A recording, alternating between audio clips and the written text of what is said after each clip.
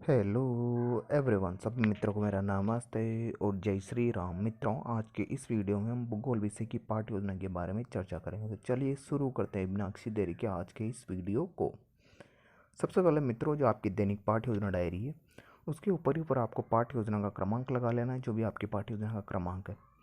और जिस विद्यालय में आपका बीएड या बीएसटीसी का प्रशिक्षण प्रोग्राम चल रहा है उस विद्यालय का आपको नाम लिख देना है। मित्रों, अगर अब तक आपने हमारे चैनल को सब्सक्राइब नहीं किया है तो प्लीज़ चैनल को सब्सक्राइब कर लें और जो सब्सक्राइब वाला बटन है उसको दबा लें और जो घंटी वाला बटन है उसको ऑन कर लें, ताकि आपको नोटिफिकेशन सबसे पहले मिल सके। अगर मित्रों आपको किसी भी के बारे में कोई भी समस्या है तो प्लीज़ हमें कमेंट बॉक्स में कमेंट करके बताएं, ताकि आपकी समस्या का समाधान जल्द से जल्द किया जा सके। मित्रों, इसके पश्चात में आपका जो अपना विषय वो है भूगोल विषय हो जाएगा। तो समयावधि जाएगी आपकी 30 मिनट और जो आज का जो अपना प्रकरण है वो है भूमि उपयोग में परिवर्तन। तो इस प्रकरण के ऊपर आज अपन पाठ्य योजना तैयार करेंगे। इसके पश्चात जो आपकी नेक्स्ट हेडिंग आती है वो है आपके शिक्षण के उद्देश्य से। तो शिक्षण के उद्देश्य के अंदर आप 2 कॉलम बना लें, शिक्षण के उद्देश्य और अपेक्षित व्यवहारगत परिवर्तन। ये दोनों कॉलम बनाने के पश्चात में आप लिखने के लिए थोड़ा समझ लीजिए शिक्षण के उद्देश्य होते क्या है। शिक्षण के उद्देश्य तात्पर्य है कि छात्र अध्यापक अथवा शिक्षक द्वारा जो शिक्षण करवाया जा रहा है तो इस शिक्षण से बच्चे के अंदर क्या परिवर्तन आएगा या बच्चे के अंदर क्या परिवर्तन लाना चाह रहे हैं, वही शिक्षण के उद्देश्य हो जाएंगे। तो जैसे पहला शिक्षण का उद्देश्य है ज्ञानात्मक और दूसरा है अवबोध। तो इसके संगत मैंने जो दोनों के संगत अपेक्षित व्यवहारगत परिवर्तन मैंने आपको लिखा है, इन दोनों के अपेक्षित व्यवहारगत परिवर्तन आप लिख लीजिए। पहला हो जाएगा ज्ञानात्मक और द्वितीय हो जाएगा अवबोध। इसके बाद में तृतीय आता है इसका ज्ञानोपयोग और चतुर्थ आता है कौशल। तो कौशल में लिखेंगे आप विद्यार्थी भूमि उपयोग के बारे में चार्ट मॉडल बना सकेंगे। पाँचवा आता है अभिरुचि और छठवां आता है अभिवृत्ति। तो इस प्रकार के जो आपको मैंने जो छः के छः शिक्षण के उद्देश्य लिखा है, इन छः के शिक्षण के उद्देश्य को आप लिख लीजिए। जैसे पहला लिखा है तो मैंने ज्ञानोपयोग, दूसरा अवबोध, तीसरा है ज्ञानोपयोग, चौथा है कौशल, पाँचवा अभिरुचि और छठवां है अभिवृत्ति। इस प्रकार से आपको छः के जो शिक्षण के उद्देश्य है इनको लिख लेना है ध्यानपूर्वक। ये शिक्षण के उद्देश्य लिखने के पश्चात में मित्रों जो आपके नेक्स्ट हेडिंग आती है आपके शिक्षण सहायक सामग्री। शिक्षण सहायक सामग्री के बारे में थोड़ा सा जान लीजिए। शिक्षण सहायक सामग्री होती क्या है। शिक्षण सहायक सामग्री तात्पर्य है कि छात्र अध्यापक व शिक्षक द्वारा जब शिक्षण करवाया जाए तो शिक्षण कराते समय जो जो सामग्री उनके शिक्षण में सहायता प्रदान करती है वो सारी सामग्री शिक्षण सहायक सामग्री या सहायक सामग्री कहलाती है। जैसे लपेट फलक हो गया, चौक हो गया, डस्टर हो गया, श्यामपट्ट हो गया इत्यादि संपूर्ण सामग्री क्या कहलाएगी आपकी शिक्षण सहायक सामग्री। इसके अंदर ये सारी सामग्री आप लिख लीजिएगा। इसके पश्चात मित्रों जो आपकी नेक्स्ट हेडिंग आती है आपका पूर्व ज्ञान। तो हेडिंग लगा लीजिए पूर्व ज्ञान। पूर्व ज्ञान हेडिंग लगा के इसमें लिखेंगे आप विद्यार्थी भूमि के बारे में सामान्य जानकारी रखते हैं। तो इस प्रकार से आपको ये चीज़ें लिख लेनी। मित्रों, अगर अब तक आपने हमारे चैनल को सब्सक्राइब नहीं किया तो प्लीज़ चैनल को सब्सक्राइब कर ले। मित्रों, इसके पश्चात जो आपकी नेक्स्ट हेडिंग आती है वो है आपका प्रस्तावना। तो हेडिंग लगा लीजिए प्रस्तावना। प्रस्तावना के अंदर आपको 2 कॉलम बना लें, छात्र अध्यापक क्रिया और विद्यार्थी क्रिया। ये 2 कॉलम बनाने के पश्चात इसमें लिखेंगे। लिखने से पहले थोड़ा समझ लीजिए प्रस्तावना होता क्या है। प्रस्तावना से तात्पर्य है कि इसके अंदर छात्र अध्यापक या अध्यापिका द्वारा बच्चों से प्रश्न किए जाते हैं और कम से कम आप इसमें 4 प्रश्न, अधिक से अधिकतम 6 या 7 प्रश्न छात्र अध्यापक या अध्यापिका द्वारा किए जा सकते हैं और बच्चों द्वारा इन प्रश्नों के उत्तर दे दिए जाते हैं।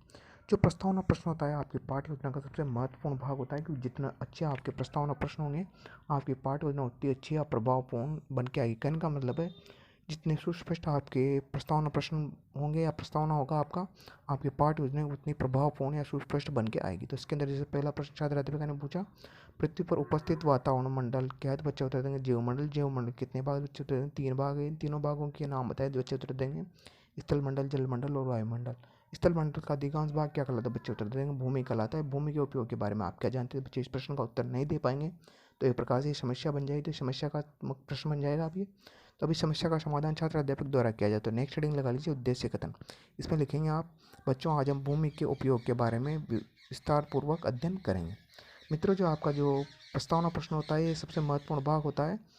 इसके जो प्रश्न हैं आप किसी भी प्रकरण से संबंधित बना सकते हैं। जरूरी नहीं जो आप प्रकरण पढ़ा रहे हो उससे संबंधित आप प्रश्न बनाएं, लेकिन आपको एक बात ध्यान में रखनी है, जो प्रश्न आप बना रहे हो उनको एक दूसरे से जोड़ते हुए अंत के अंदर जो आप प्रकरण पढ़ा रहे हो उस प्रकरण के ऊपर आपको बच्चों को लेके आना है। मित्रों, इसके पश्चात जो आपकी नेक्स्ट हेडिंग आती है आपका प्रस्तुतिकरण। तो हेडिंग लगा लीजिए प्रस्तुतिकरण और इसके अंदर आपको 5 कॉलम बनाने। शिक्षण बिंदु, छात्र अध्यापक क्रिया, विद्यार्थी क्रिया, विधि व सहायक सामग्री या श्यामपट्ट कार्य।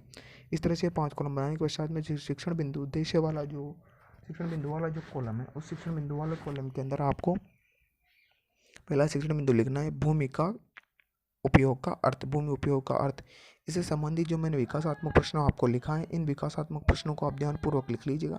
और जो छात्र अध्यापक का कथन लिखा है मैंने उस छात्र अध्यापक कथन को आप ध्यानपूर्वक लिख लीजिएगा जैसे मैंने लिखा है उसी प्रकार से।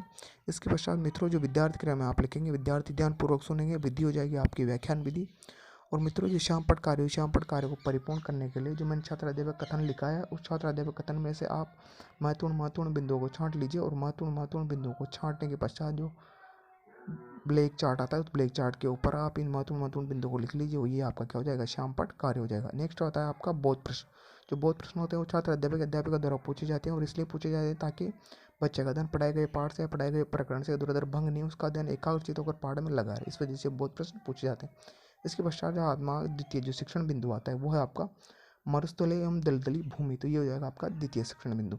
इस द्वितीय शिक्षण बिंदु के अंतर्गत जो मैंने विकासात्मक प्रश्न आपको लिखा है, इन विकासात्मक प्रश्न को आप लिख लीजिए।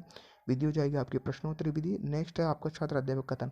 छात्र अध्यापक कथन में लिखेंगे आप, पश्चिमी राजस्थान में इंदिरा गांधी नहर से मरुस्थलीय भूमि को व्यापक भूमि उपयोग कृषि उद्योग परिवहन खनन सौर ऊर्जा एवं पवन ऊर्जा संयंत्र लगाने वाले आदि में किया जाता है। भूमि उपयोग परिवर्तन का एक उदाहरण है। इसी प्रकार विश्व की कुछ दलदली भूमि को सुरक्षा कर अन्य उपकरणों में लिया जा रहा है। तो इस प्रकार से हो जाएगा आपका छात्र अध्यापक कथन। विद्यार्थी के लिए में आप लिखेंगे, विद्यार्थी ध्यानपूर्वक सुनेंगे। विधि हो जाएगी आपकी व्याख्यान विधि। और जो श्यामपट्ट कार्य को आप परिपूर्ण करने के लिए मैंने पहले बताया, इसके महत्वपूर्ण बिंदुओं को आप लिख लीजिए ब्लैक चार्ट के अंदर। उस ब्लैक चार्ट लगा के इसको आप श्यामपट्ट कार्य को परिपूर्ण कर लीजिए। नेक्स्ट इसके पश्चात जो आपके हेडिंग आते हैं वो आपके बोध प्रश्न। तो बोध प्रश्न के बारे में मैंने पहले बता चुका, किसके द्वारा पूछे जाते हैं, क्यों पूछे जाते हैं, फिर भी बता देता हूँ। जो बोध प्रश्न होते हैं वो छात्र अध्यापिका द्वारा पूछे जाते हैं और इसलिए पूछे जाते हैं ताकि उसने जो पाठ बच्चों को पढ़ाया है उसमें बच्चों का ध्यान एकाग्रचित होकर लगा रहे, या जो प्रकरण चल रहा है उसमें बच्चों का ध्यान एकाग्रचित होकर उसमें लगा रहे, या उनका ध्यान भंग नहीं, उस वजह से ये बोध प्रश्न किए जाते हैं। मित्रों, इस प्रकार से जो आपकी पाठ योजना है वो यहीं पे समाप्त होती है, लेकिन उससे पहले आप हेडिंग लगा लीजिए मूल्यांकन प्रश्न। तो हेडिंग लगा लीजिए मूल्यांकन प्रश्न। मूल्यांकन प्रश्न के बारे में थोड़ी सामान्य जानकारी ले लीजिए कि मूल्यांकन प्रश्न किसके द्वारा पूछे जाते हैं और क्यों पूछे जाते हैं। तो जो मूल्यांकन प्रश्न है वो छात्र अध्यापक या अध्यापिका द्वारा पूछे जाते हैं और इसलिए पूछे जाते हैं कि छात्र अध्यापक या अध्यापिका ने बच्चों को जो पाठ पढ़ाया है, जिस प्रकरण के बारे में पढ़ाया है, जिस विषय पर पढ़ाया है, वो बच्चों ने सीखा है अथवा नहीं सीखा है या कितना सीखा है, इस बात की जानकारी प्रतिपुष्टि या फीडबैक लेने के लिए ये मूल्यांकन प्रश्न किए जाते हैं। जो मूल्यांकन प्रश्न होते हैं वो किसी भी प्रकार के तैयार किए जा सकते, जरूरी नहीं जैसे मैंने बनाया उसी प्रकार से आप भी प्रश्न तैयार करें। तो मूल्यांकन प्रश्न आप लघुतरात्मक अति लघुतरात्मक निबंधात्मक सत्य वाले रिक्त स्थान वाले किसी भी प्रकार के प्रश्न आप तैयार कर सकते हैं। तो ये हो जाएंगे आपके मूल्यांकन प्रश्न। मित्रों, इसके पश्चात जो आपके नेक्स्ट हेडिंग आती है वो आपका गृह कार्य। तो हेडिंग लगा लीजिए गृह कार्य।